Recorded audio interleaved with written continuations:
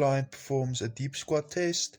The upper torso is parallel with the tibia or towards the vertical. The femur is below the horizontal. The knees are aligned over the feet, and dowel is also aligned over the feet, so score would be free. Client performs hurdle step. His hips, knees, and ankles are not remained aligned in a sagittal plane. The knee points outwards when going over the hurdle. That means the lumbar spine is also moving to accommodate this. However, he does not touch the hurdle, so I give him a 2.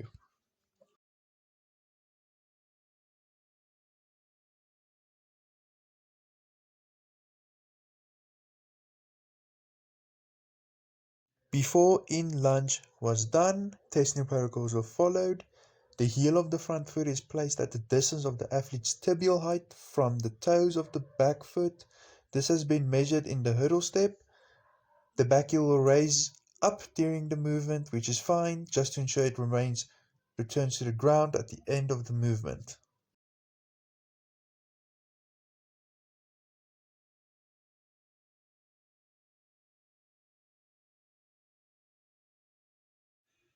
Client does a inline lunge. We'll start with the left side. When doing it, the dowel contacts are not maintained, especially at the sacrum. The dowel does not remain vertical. There's movement in the torso. The dowel and feet do not remain in the sagittal plane, or the knees do not touch behind the heel of the front foot.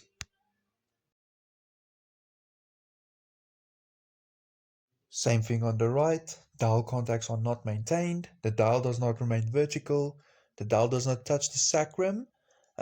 There's movement noted in the torso. There's a slight tilt to the left in the body. The dowel and feet do not remain in the sagittal plane or knee. The test measures the athlete's hand length by measuring the distance from the distal rest crease to the tip of the third digit. For the right side, fists are within one hand length, so that would be a score of 3. Left side is also within one hand length, which means it would also be given a score of 3.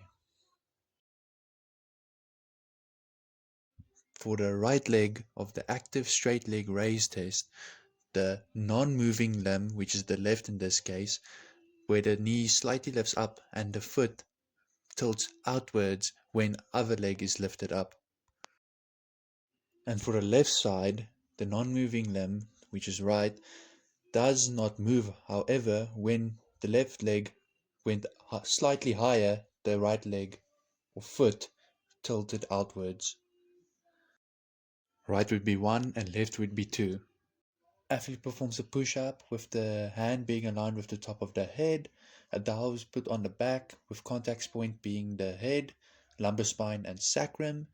Client then performs the push-up, and if all contact points are maintained, a score of 3 is given, and in this case is 3.